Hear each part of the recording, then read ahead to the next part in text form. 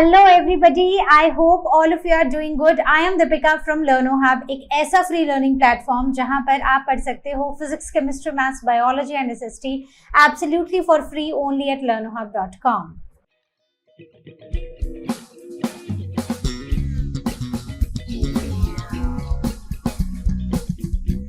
तो आज हम स्टार्ट करने जा रहे हैं आईसीएसई क्लास 7 हिस्ट्री का नेक्स्ट चैप्टर है बाबर, हुमायूं और शेरशाह।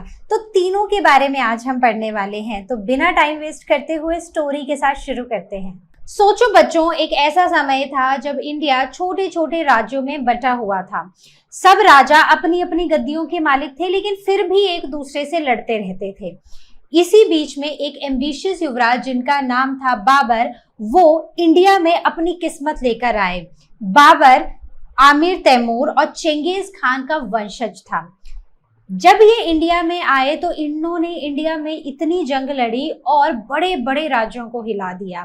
और फिर क्या था, पानीपत की पहली लड़ाई के साथ इन्होंने इंडिया में मुगल एम्पायर की नींव रखी। लेकिन कहानी यहाँ पर खत्म नहीं होती। उनके बेटे हुमायूं ने फिर ताज संभाला, लेकिन दुश्मन उन्हें हर तरफ से घेरे हुए था। फिर क्या था, उनके बहुत सारे दुश्मन थे और सबसे ज्यादा खतरा बना हुआ था शेर शाह सूरी से। एक ऐसा समय आया जब उन्हें अपना राज्य, अपनी गद्दी सब कुछ छोड़ना पड़ा और उन्हें एक लंबे समय तक देश निकाला मिल गया।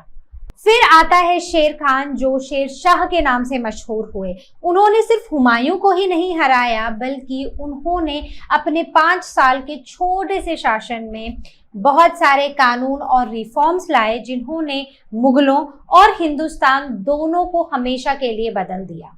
उन्होंने सड़कें बनवाई, रुपया कॉइन इंट्रोड्यूस किया और वेलफेयर स्टेट का मॉडल दिया।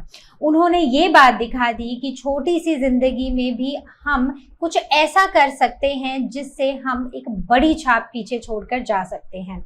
तो बच्चों, इस चैप्टर में हम यही सीखेंगे कि बाबर ने कैसे इन्वेड किया, कहाँ कहाँ रूल किया, हुमायूं की स्ट्रगल्स क्या रही, और फिर शेर शाह जिन्होंने छोटे से टाइम में जो एक बहुत ब्रिलियंट रूलर बन गए, इन सब की कहानी के बारे में समझेंगे।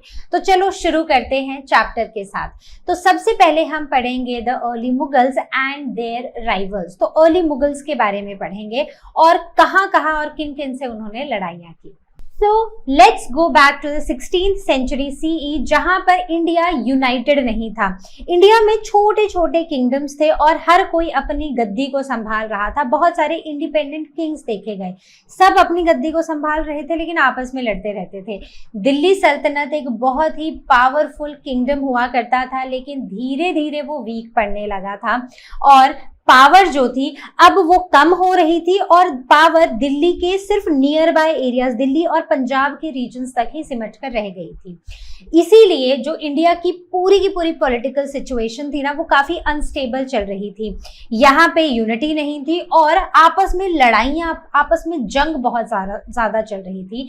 और ये वो टाइम था जब एक एम्बिशियस रूलर आया जिसका नाम था बाबर। करेक्ट। तो यही सब कुछ हमने यहाँ पर लिखा है कि इंडिया 16th सेंचुरी के टाइम पर डिवाइडेड था और इंडिया में छोटे छोटे किंगडम्स थे, सब इंडिपेंडेंटली रूल करते थे और दिल्ली सल्तनत बहुत ही पावरफुल हुआ करती थी। लेकिन अब वो धीरे धीरे वीक होने लगी थी और अब दिल्ली और उसके आसपास के एरियाज में ही सिमट कर रह गई थी। पॉलिटिकल सीन जो था वो था कि यूनिटी नहीं थी और आपस में लड़ाई झगड़े बहुत ज्यादा चल रहे थे। अब यहाँ पर आया एक उभरता हुआ, एक बहुत ही एम्बिशियस रूलर जिसका नाम था बाबर, जिनका पूरा नाम था जहीरुद्दीन मोहम्मद बाबर। ये एक एम्बिशियस डिसेंडेंट थे किसके? आमिर तैमूर फादर साइड पर और चंगेज खान मदर की साइड पर। तो ये आए थे सेंट्रल इंडिया से, ताकि ये सेंट्रल एशिया से, ताकि ये इंडिया को कॉन्कर कर सकें। अब पहले लिस्ट ऑफ मुगल रूलर्स देख लेते हैं। तो वो मुगल रूलर्स जिन्होंने 1526 से लेके 1707 CE तक इंडिया के ऊपर राज किया। तो इसमें सबसे पहले थे बाबर, जिन्होंने आकर मुगल एम्पायर की नींव रखी थी। बाबर ने 1526 से 1530 CE तक रूल किया। तो आप देखोगे कि इन्होंने बहुत सारी लड़ाइयां लड़ी, लेकिन रूल सिर्फ छोटा सा था। तो हमने पढ़ा है ना इसके बारे में। फिर आए इनके बेटे हुमायूं, इनके सबसे बड़े बेटे हुमायूं, जिन्होंने पहले इनके मरने के बाद 1530 से 1540 तक रूल किया, और फिर उसके बाद इन्हें देश निकाला मिल गया, and then he came back in 1555 से 1556 जब इनकी डेथ हो गई। फिर आए इनके बेटे अकबर 1556 से 1605, देन जहांगीर 1605 से 1627 एंड शाहजहां 1628 से 1658, देन औरंगजेब 1658 से 1707।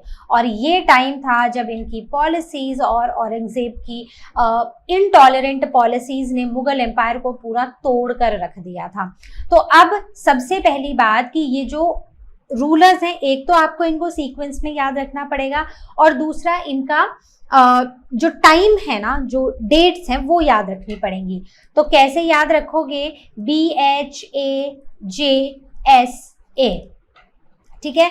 तो बाज साउथ अफ्रीका, ठीक है। सो बाज है ये, बाज वो बर्ड वाला बाज, ठीक है, बाज, एंड SA साउथ अफ्रीका, या आपको जो भी नाम सही लगता है वो रख लेना।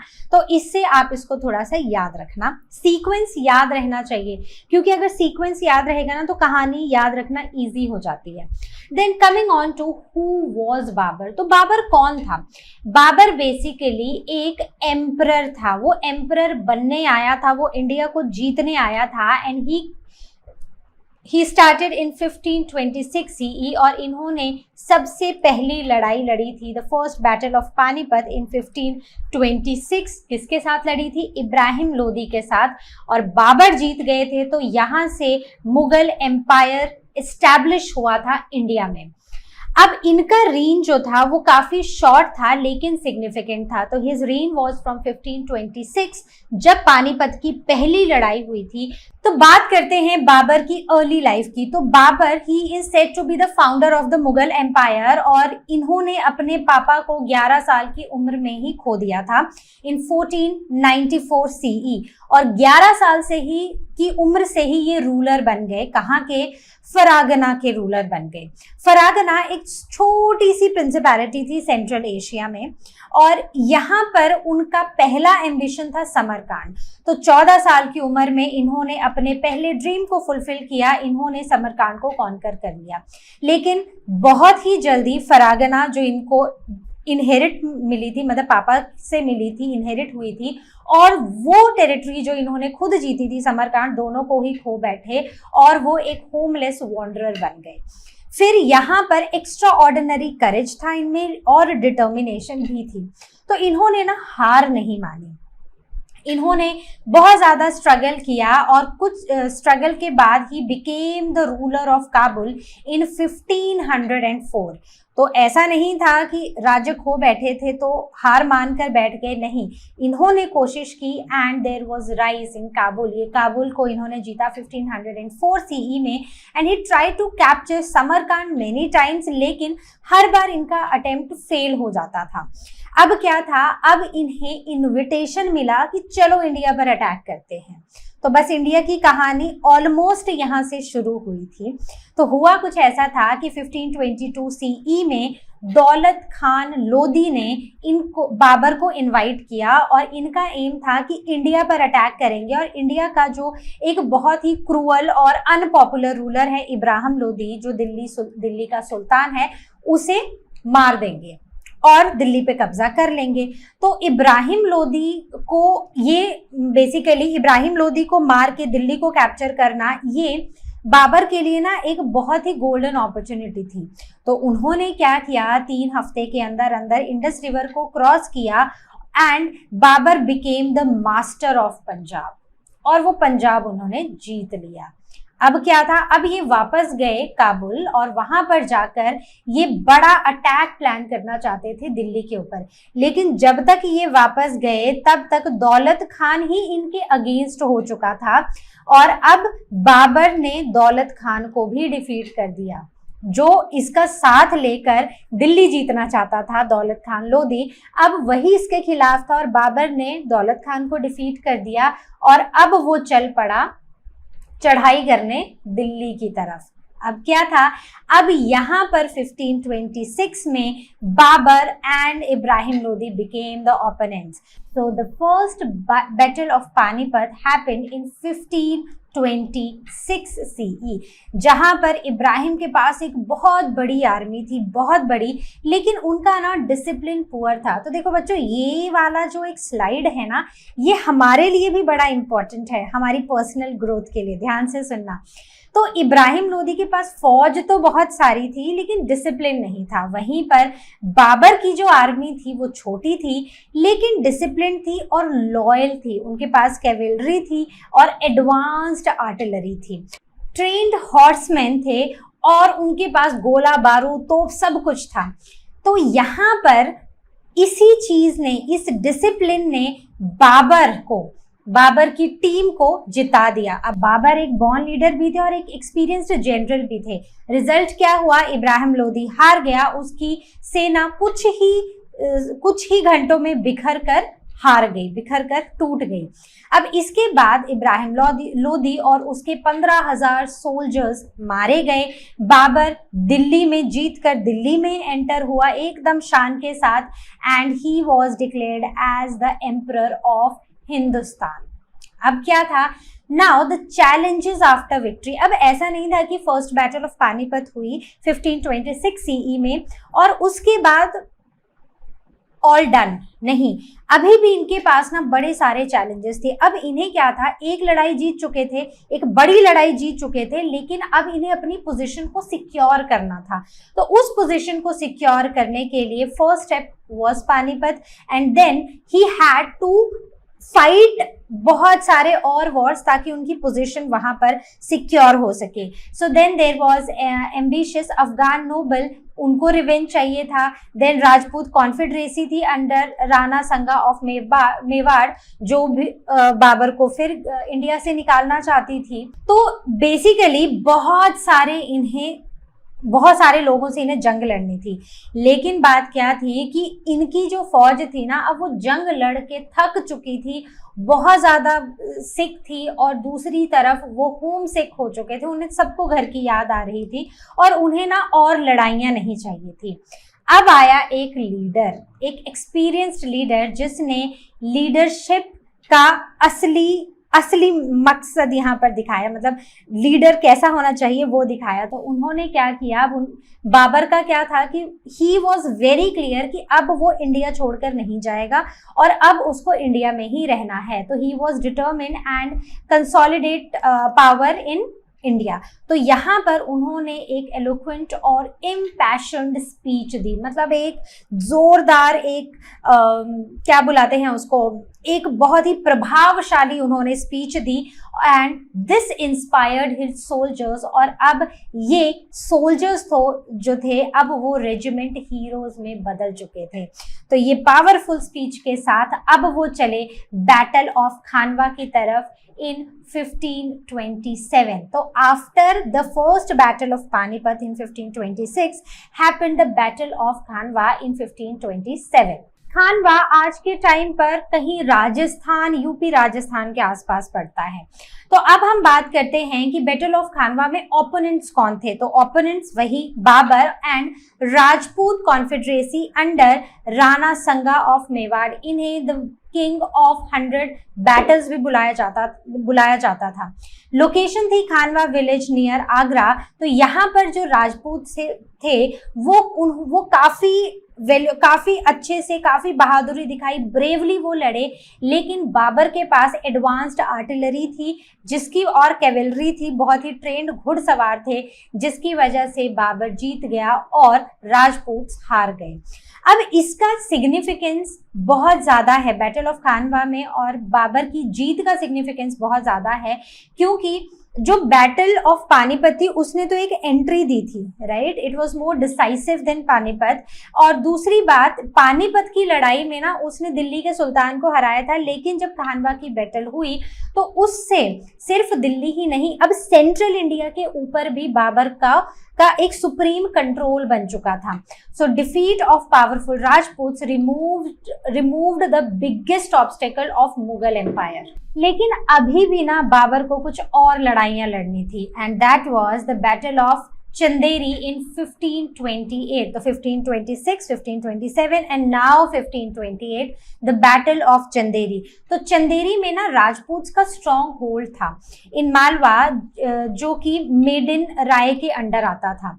अब यहाँ पर क्या था, बाबर ने क्या किया कि इनका जो फोर्ट था ना उसे चारों तरफ से घेर लिया, और फाइनली राजपूत्स ने बहुत ब्रेवली वो लड़े, लेकिन वो हार गए, सारे के सारे राजपूत मर गए और उन्होंने फोर्ट को कैप्चर कर लिया। बाबर ने फोर्ट को कैप्चर कर लिया।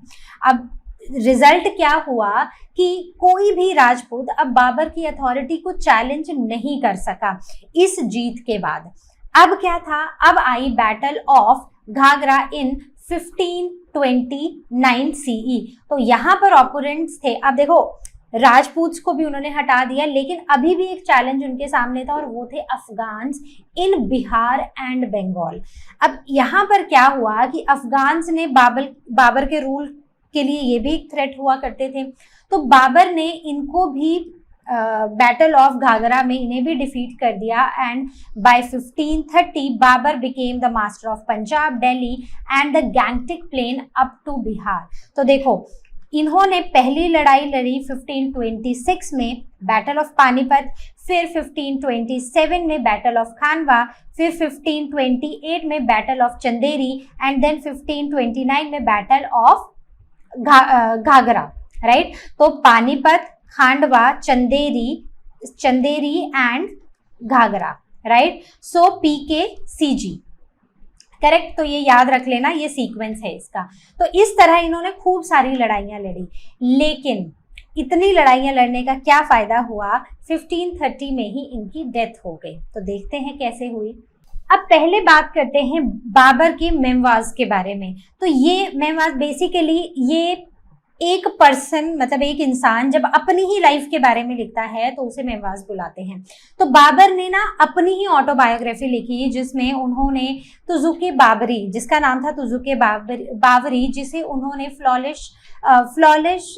फ्लॉलेस टर्किश लैंग्वेज में लिखा, और उसे दुनिया की बेस्ट ऑटोबायोग्राफी में से एक माना जाता है, और इसमें डिटेल्ड अकाउंट था और उनकी कीन ऑब्जर्वेशंस के बारे में भी पता चलता है।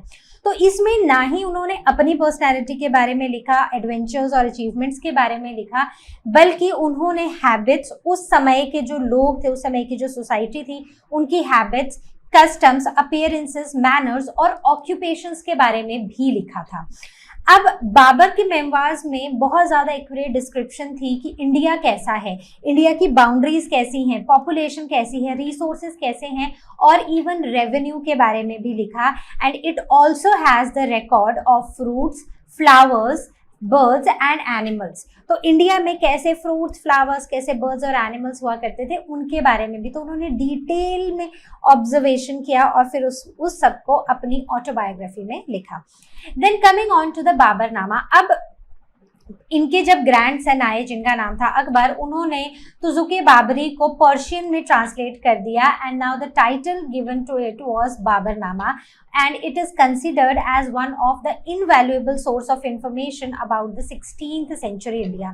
तो 16th century India कैसी थी, वहां पर कैसे लोग थे, कैसी सोसाइटी थी, उस सब के बारे में हमें बाबरनामा से काफी डिटेल में पता चलता है।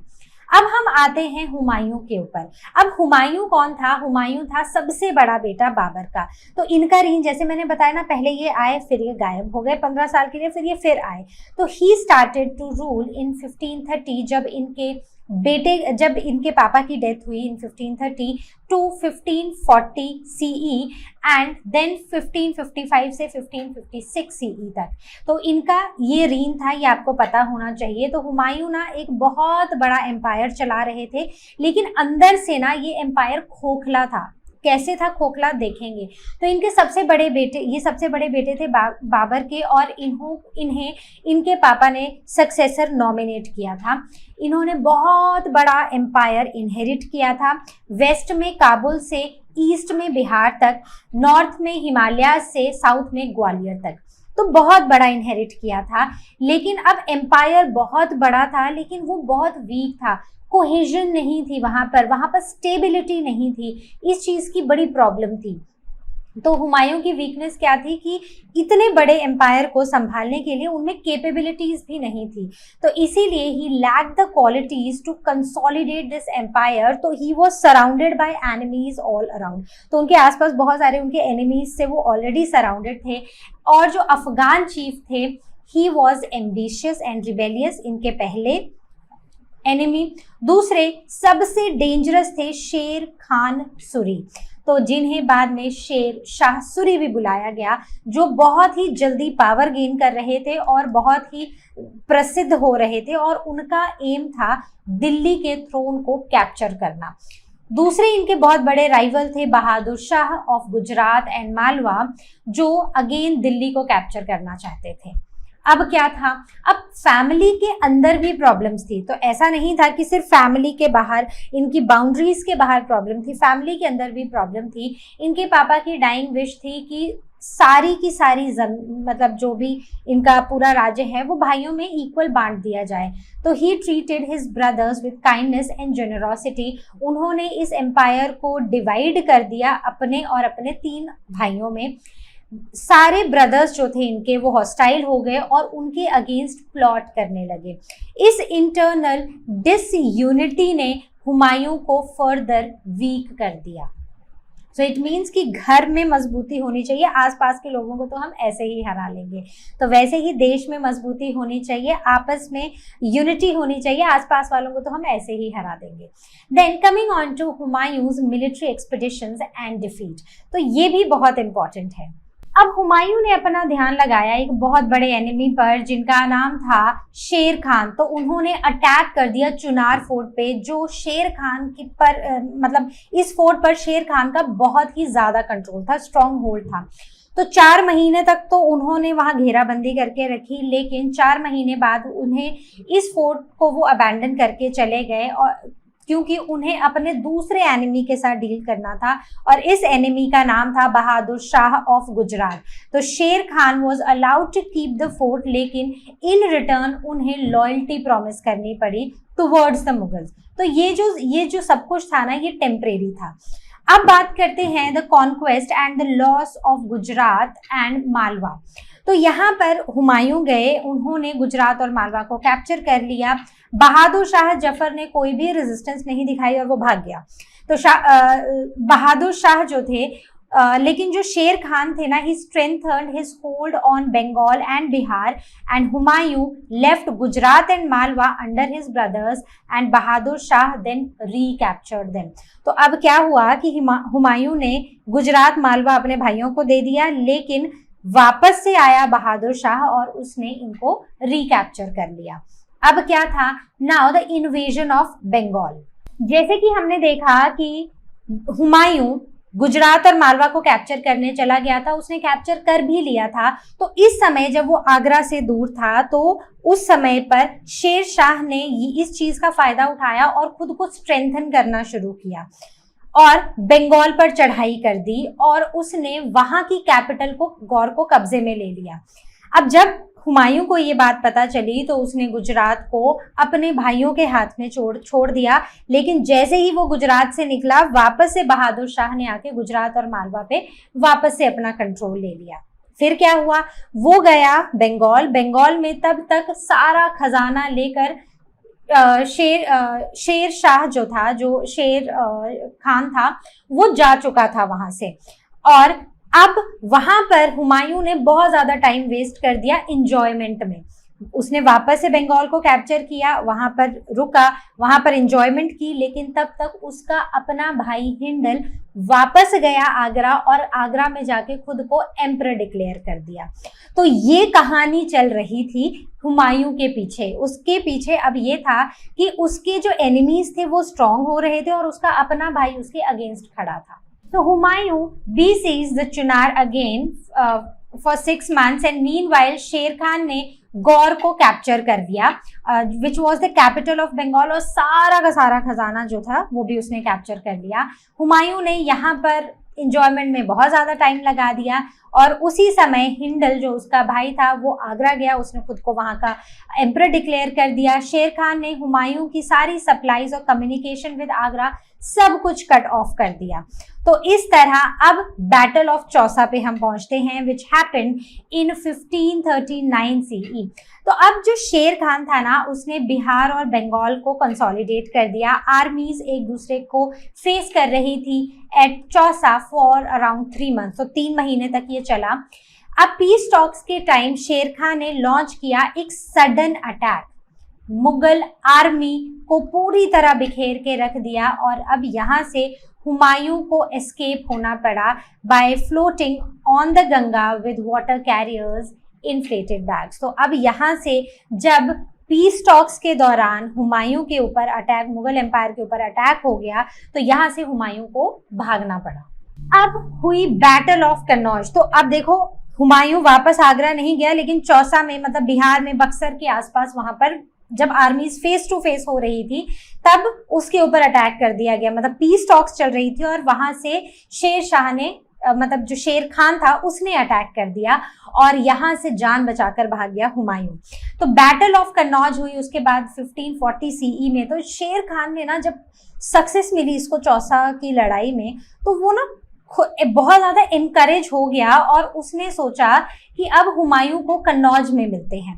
देन आर्मी को उसने बहुत ही बुरी तरह से, मुगल आर्मी को उसने बहुत ही बुरी तरह से हरा दिया। शेर खान अब दिल्ली का और आगरा का मास्टर बन बैठा और उसने खुद को टाइटल दिया शेर शाह। अब मुगल एम्पायर एंड हो चुका था और उसे अफगान रूलर्स जो थे उनसे वो रिप्लेस हो चुका था। तो मतलब बीच में, मुगल एम्पायर के बीच में, जब मुगल रूलर्स थे उनके बीच में एक अफगान रूलर भी आया था जो दिल्ली की गद्दी पर बैठा था। Then Humayun in exile. तो हुमायूं की बात करें तो जब वो कन्नौज की लड़ाई भी हार गए 1540 में, तो हुमायूं लॉस्ट हिज थ्रोन। तो ये वो समय था जब वो अपना थ्रोन मतलब उन्होंने खो दिया था। एंड फॉर नेक्स्ट 15 ईयर्स 1540 से 55 सीई तक वो इधर से उधर घूमते रहे, भटकते रहे इन सर्च ऑफ शेल्टर। उनके ब्रदर्स ने भी उनकी हेल्प करने से रिफ्यूज कर दिया और 1542 सीई में अमरकोट सिंध में हुमायूं और उनकी वाइफ हमीदा बानो को एक बेटा हुआ और उस बेटे का नाम रखा गया अकबर। अकबर के बारे में हम नेक्स्ट चैप्टर में पढ़ेंगे। Finally sought refugee and assistance from the Persian emperor। तो फाइनली उनको पनाह मिली एक पर्शियन एम्परर के under. Then talking about हुमायूं's return in 1555 CE। तो जब वो पर्शिया गया और पर्शिया के एक एम्परर ने उसे अब रहने की जगह दी, तो मतलब वो जो 15 साल थे उसकी लाइफ के, जब वो यहाँ से वहाँ भटक रहा था और फिर उसे एक जगह पनाह मिली, तो वो काफ़ी स्ट्रगल भरे थे, लेकिन वो हार नहीं माना। और इसी पर्शियन एम्परर ने, जिसका नाम था शाह ऑफ पर्शिया, तो उन्होंने हुमायूं को मिलिट्री हेल्प देना चाहा और यहीं से हुमायूं को मिली फिर से स्ट्रेंथ और अब वो कम बैक करना चाहते थे इंडिया में। Now first of all he recovered Kabul और कांधार और उन्होंने अपने भाई कामरान को वहां से हटा दिया एंड फाइनली उसको ब्लाइंड करके मेका भेज दिया गया। देन 1554 सीई में हुमायूं ने अफगानिस्तान को भी कंसोलिडेट कर लिया और शेर शाह सूरी, जिसकी डेथ ऑलरेडी 1545 सीई में हो चुकी थी, उसके जो भी सक्सेसर्स थे वो वीक थे और इनकॉम्पिटेंट थे और अब अफगानिस्तान से हुमायूं बढ़ चला टुवर्ड्स इंडिया और उसने दिल्ली और आगरा को रिकैप्चर कर लिया इन 1555 सीई। लेकिन ये जो रीन था ना, ये बहुत ही कम टाइम का था। हुमायूं की डेथ हो गई इन नेक्स्ट ईयर 1556 CE। तो shortly after regaining the Delhi and Agra Humayun died. तो accidentally he fell off the stairs, library stairs, और वो गिर के मर गए। तो उनका रीन जो था वो वहीं पर खत्म हो गया। उन्होंने रिवाइव तो किया लेकिन उनकी जो लाइफ थी वो खत्म हो गई। देन उनकी जो डिटेल्ड बायोग्राफी है उनकी लाइफ के बारे में, वो उनकी बहन जिनका नाम था गुलबदन बेगम, उन्होंने लिखी है हुमायूं नामा में। ठीक है, बात करते हैं अब अगले अपने पार्टिसिपेंट की जो इस चैप्टर के हैं, जिनका नाम है शेर शाह। उनका रूल था 1540 से 1545 सीई तक। मतलब ये वो समय था, देखो, जब 1540 में उन्होंने बैटल ऑफ चौसा में, राइट, और नहीं, बैटल ऑफ कन्नौज में उन्होंने हुमायूं को हराया था। उसके बाद वो 5 साल तक उन्होंने रेन किया, लेकिन ये बहुत ही ब्रिलियंट थे और इन्होंने बड़े सारे रिफॉर्म्स लेकर आए, जिससे 5 साल में ना ये अपनी छाप छोड़ गए। तो क्या है इनकी कहानी, शुरू करते हैं with the rise of Sher Shah Suri. Now the rise of Sher Shah Suri, तो ओरिजिनली इनका नाम था शेर खान सूरी। इन्होंने बैटल ऑफ कन्नौज में 1540 में हुमायूं को हरा दिया था और अब ये दिल्ली के थ्रोन पर बैठ गया। इन्होंने हुमायूं को इंडिया से बाहर निकाल दिया, दिल्ली के थ्रोन पर बैठ गया फ्रॉम 1540 टू 1545 सीई, और इन्होंने वापस से अफगान रूल इंडिया में एस्टैब्लिश किया। So he was regarded as one of the most dangerous enemies of the early Mughals। तो ये जो अर्ली मुगल्स आए थे ना, इन अर्ली मुगल्स का सबसे डेंजरस जो एनिमी था ना वो यही था। Coming on to the early life of Sher Khan, तो ये पैदा हुए थे, he was born to Farid Khan, सन मतलब born as Farid Khan, who was the son of Hasan Khan, जो जागीरदार थे ससरम बिहार में। अब इन्हें शेर खान टाइटल कैसे मिला था वो सुनो। इन्होंने एक टाइगर को सिंगल हैंडेडली मार दिया था, तब इन्हें शेर खान का टाइटल मिला था। ओरिजिनली इनका नाम फरीद खान था। ही जॉइंड द मुगल आर्मी जब बाबर ने इन्वेड किया, और वहीं से इन्होंने मिलिट्री, ये जो मुगल के वॉरफेयर टेक्निक्स थे वो सीखे। इन्होंने इंस्टेबिलिटी का एडवांटेज लिया और बाबर की डेथ के बाद इन्होंने अथॉरिटी बना ली अपनी बिहार और बंगाल के ऊपर।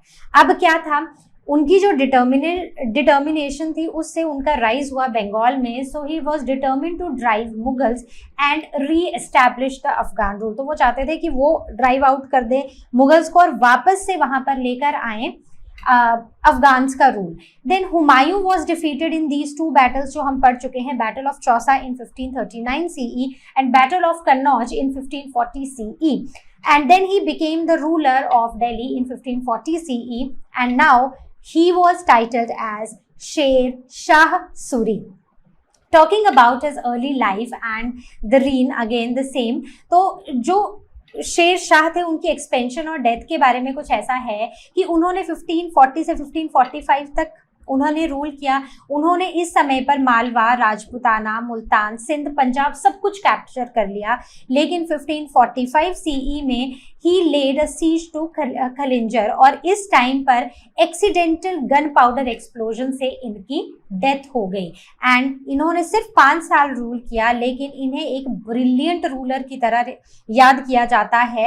And with in the 10 years of his death, मतलब 1545 से 1555 CE तक, अब जो रूलर्स आए वो वीक, इनकॉम्पिटेंट थे, और अब ये अफगान रूल जो था ना, अब ये कमजोर पड़ने लग गया था। तो हुमायूं वापस आए और उन्होंने दिल्ली और आगरा को रिकैप्चर कर लिया।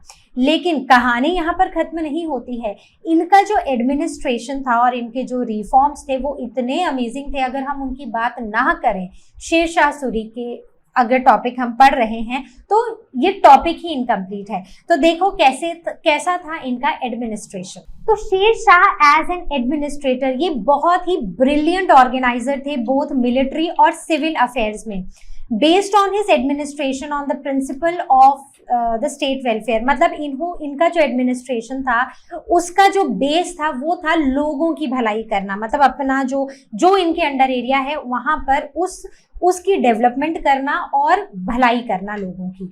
तो उन्होंने बहुत सारे रिफॉर्म्स इंट्रोड्यूस किए और उन्होंने अपने रूल को स्ट्रेंथन किया।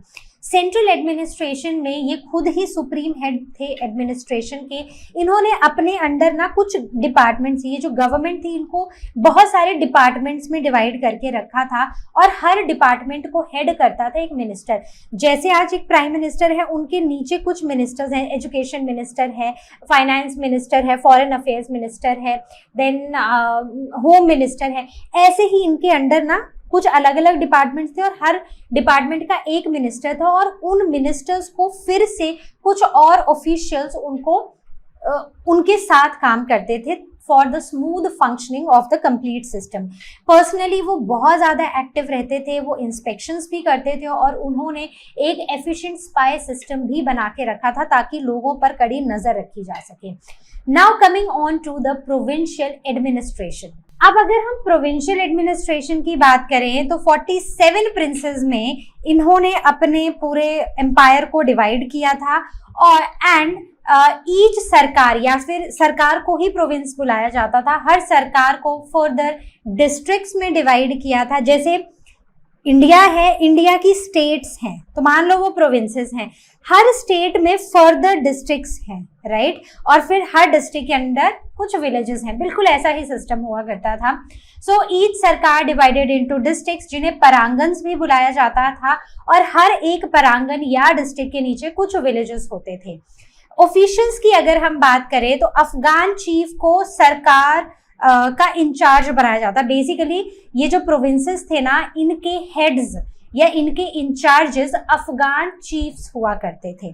शिकारे शिकदारान जो थे, दे maintain law and order and general administration, और मुंसिफे मुंसिफान या फिर जो मुंसिफ थे वो रेवेन्यू कलेक्ट करते थे और सिविल केसेस को हैंडल किया करते थे। ऑफिशियल्स की रेगुलरली ट्रांसफर की जाती थी ताकि वो ज्यादा पावरफुल ना हो जाए और फिर करप्शन ना शुरू हो जाए। देन विलेज एडमिनिस्ट्रेशन की बात करें तो villages they were looked after by the panchayat, और पंचायत में विलेज के ही ओल्ड जो एल्डरली लोग होते थे वही विलेज पंचायत में होते थे। They were supported by patwaris and muqaddams, तो पटवारीज वही लैंड का रिकॉर्ड मेंटेन करना, and muqaddams they were the village headman. Then Sher Shah इन लोगों के साथ, बेसिकली जो विलेजेस थे उनके साथ क्लोज कांटेक्ट में रहते थे with the grass root level. तो शेर शाह खुद भी इन विलेजेस के साथ डायरेक्ट कांटेक्ट में रहते थे थ्रू पटवारीज एंड मुकद्दम्स, और उन्होंने, जैसे हम देख रहे हैं, उन्होंने एक बहुत ही स्ट्रॉन्ग और डिसिप्लिन्ड सिस्टम बना के रखा था ताकि एफिशिएंटली उनका एम्पायर चले और कहीं पर कोई करप्शन भी ना हो। अब बात करते हैं इनके स्ट्रॉन्ग मिलिट्री सेटअप की।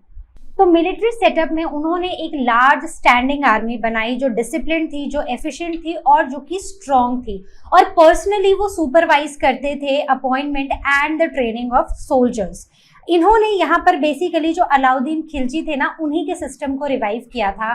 सोल्जर्स की और ऑफिसर्स की सैलरी फिक्स्ड थी और वो डिपेंड करती थी उनके स्किल और एबिलिटीज पर। तो ये पूरा का पूरा सिस्टम अलाउद्दीन खिलजी का बनाया गया था। उसी को उन्होंने रिवाइव करके हॉर्सेस की ब्रांडिंग शुरू की, जिसे दाग बुलाया जाता है, और एक डिस्क्रिप्टिव रोल बनाया ऑफ सोल्जर्स जिसे चेहरा बुलाया गया। तो हर एक सोल्जर की डिटेल्स भी मेंटेन की जाने लगी।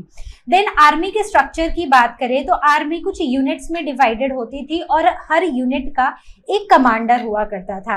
Garrison set up across the empire for security, और साथ ही साथ कैवेलरी और इन्फेंट्री जो थी वो भी हाईली ट्रेन्ड और डिसिप्लिन्ड हुआ करती थी।